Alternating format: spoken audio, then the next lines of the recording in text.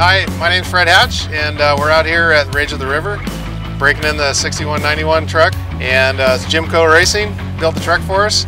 We've been racing in Class 10, 1053 for a couple years now, and we're in the points hunt for the season win, so we're trying for that this weekend actually. I qualified this morning, and it was a blast. So I'm going to race the 10 car in the 10 class, and then back to back, we're jumping in the truck, and I'm going to race the truck in the 6100. So it's going to be a busy weekend.